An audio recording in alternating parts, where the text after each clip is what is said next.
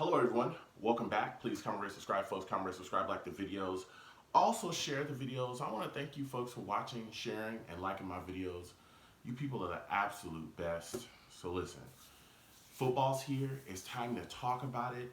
I want to go into my week 9 picks, but I gotta wait a second. I gotta do my week 8 picks recap first. I gotta talk about how my picks ended up in week 8. We gotta cover them. Not gonna hide the results from you folks. So let's go ahead and get right into it. First game I covered from week 8, Eagles at Bills. Man, took the Bills in this football game, and I got myself a loss. Oh my goodness. Eagles beat the Bills 31-13. Shout out to Eagles fans. You guys got yourselves a W. I see the Bills, and I got myself a loss. Next game I covered, Giants at Lions. Took the Lions in this football game, and I got myself a W. Lions beat the Giants 31-26. Shout out to Lions fans. You guys are doing your thing. You guys got yourselves a W. I took the Lions, and I got myself a W as well. And last but not least, the best game of the week, the Jets game. Jets and Jaguars. Took the Jaguars, and sadly, I got myself another W. Jaguars beat the Jets 29-15. The Jets just, oh man, oh, we are just in all kinds of just turmoil. I don't even want to talk about it, but that was a pretty bad game. So shout out to Jaguars fans. You guys got yourselves a W. I took the Jags, and I got myself a W as well. All right, listen. Week 8, that's done. That's in the past. That is over. I'm ready to move on from that, okay? That is said and done. Putting it behind me. I want to move on to week 9. I want to talk about my week 9 picks in the football that we have coming up. So let's go ahead and get into it. I'm ready to give you my week 9 picks. So, first game from week 9 we're going to cover, Bucs at Seahawks. Man, start with the Bucs side of the football first. You look at their line, Kappa's missing, Dotson is hurt as well. Oh man, that's gonna hurt this team because my big question for the Bucs is what Jameis Winston are you getting? Okay, which one are you getting? Are you getting the guy that's gonna come out there, be accurate, take what the defense gives him, move the ball down the field, or are you getting Winston that comes out and just throwing interceptions and making bad decisions? Jameis has to step up in this game. He's got to step up. He's got to go out there, put his best foot forward, because if you give this Seahawks team the ball, you turn this ball over against them, they can put up points on you, man, and it'll be over. So Winston's got to play better. He's been kind of up and down this season. He's had some good moments. He's had some head scratchers where you're like, dude, what are you doing?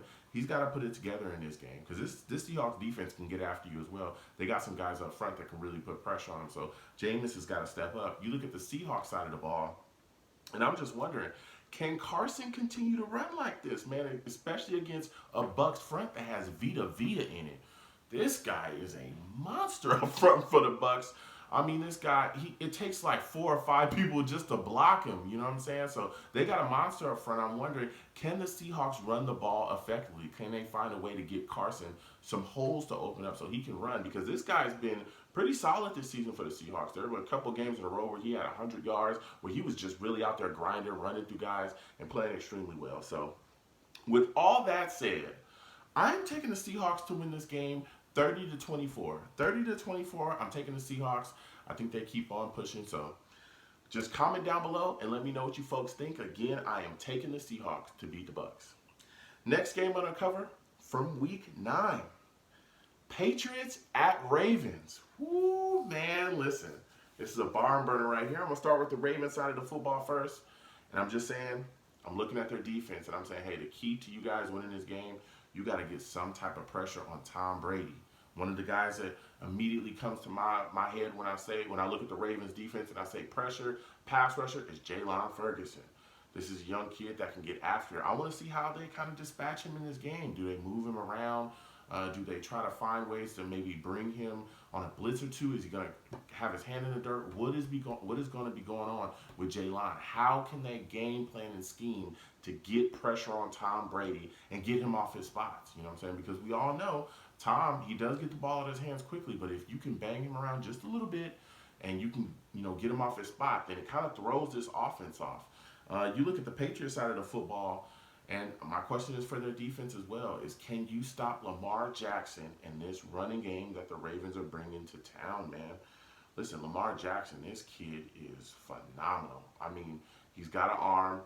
We've seen, that he can be a passer, but man, is he something else with his feet. This dude is throwing for 100 yards. He's rushing for 100 yards. And then they start handing the ball off to Ingram, and then it's just, it can absolutely, they will run your lights out. Seriously. The Ravens don't play any games. You sleep on them, and they'll start running the football. You'll be down before you know it, and they'll just put you away. So this Patriots front has really got to find a way to put a stop to all that nonsense. And they got the guys. The Patriots definitely have the guys that can put pressure on Lamar. But if you get out of hand and maybe rush past Lamar, let him loose. If you don't contain your lanes with him, he can really make you pay for it. So with all that said, I am taking the Ravens to win this football game 27-20. 27-20, man. I'm taking the Ravens. I know a lot of people are looking like, what are you talking about, Joe? Hey, listen, I'm taking the Ravens. I think they upset. I think they upset. Even though the Ravens are a good, football team, I know a lot of people are taking the pass, but I am taking the Ravens to beat the Patriots 27-20. So, last but not least, the best game of the week. The Jets game, baby. Let's talk about it, all right? Jets at Dolphins. Listen. Look at the Jets side of football. A lot of things going on around here. A lot, the Jamal Adams stuff aside, which he's moved on from. Hopefully everything is going to fix itself.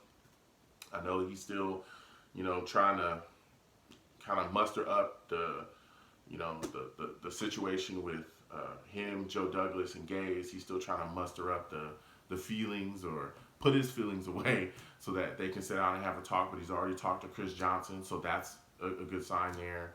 But putting all that aside, we're going into the Dolphins game with a lot of injuries. Herndon does not look like he's going to play. He's looking like he's doubtful. He's done. Khalil is not going to play along the offensive line, which Harrison is the guy that's going to step in for him. Beachum is looking like he's questionable. If he doesn't play, then again, you got Adoga at left tackle. You got Shell at right tackle. This offensive line is a mess. So that's going to be an issue there. We also got injuries along the defense as well. Tremaine Johnson, he's not going to be playing, so Harrison's going to be playing in his place, which might actually be an upgrade because Tremaine Johnson has been terrible this year. And then the inside linebacker position, Mosley's still dealing with an injury. Hewitt is dealing with an injury. I mean, our inside, Cashman is done for the season. Our inside linebacker core is horrid right now. You might have Copeland starting an inside linebacker at this point. It is bad, man. It is really bad. But you look at this Dolphins team. This Dolphins team is terrible. It is absolutely terrible. It's quarterbacked by Ryan Fitzpatrick or Rosen. Just depends on the day. But it looks like Fitzpatrick is going to start in this game against us. Look, I know they got Devontae Parker. They got Albert Wilson. But we should be able to cover those guys. I think they're going to try to throw the ball on us a lot. I don't think they'll try to run it. I know they got Balaj over there. I'm not really scared of Balaj. But this Jets team has got to come out prepared and ready. I'm going to keep it real short and sweet. There is no way we should lose to the Dolphins. Okay? And I understand that, you don't win games on paper any given Sunday, blah, blah, blah. This is a Dolphins team that is trying to tank this season. They're trying to tank. They're losing games on purpose. It's pretty obvious. But you come into this game, and there's a revenge factor for them. You look at Ryan Fitzpatrick, everyone knows he loves to absolutely destroy us because of the way, that we moved on from him, and it was time. But, he'd love to stick it to us. And then, Adam Gase being our head coach, of course, this Dolphins franchise would love to just absolutely hit him in the head with the hammer and hopefully get him fired here if they beat us. This Jets team has got to come out and be motivated. You can't come out and sleepwalk. You can't come out lifeless, because I think if we come out lifeless against this Dolphin team, even though they're not as talented as us, they will be up in the game, and you will give them life, and they'll believe, hey, this is the game that we can win this year. If we only win one, damn it, we're going to beat the Jets. And that is a scary, scary thought, okay? Halloween just ended. It was over a couple days ago. I don't even want to deal with that, that Night of the Living Dead stuff. I don't even want to deal with this scary thought right here. So this team has got to come out. The offense has got to get to clicking. I want to see Le'Veon Bell have the ball in his hands. He should be fed early and often in this football game. Le'Veon should have carry after carry after carry. They've got to figure out a way to protect Sam. Again, the Dolphins coach Flores, he's coming from that Patriots tree over there, so I know that he can do some things schematically that can really show us kind of shades of the Patriots. They may not have the personnel to execute the exact same way, but he can put guys in position. If you don't block guys up front, I don't give a damn who it is.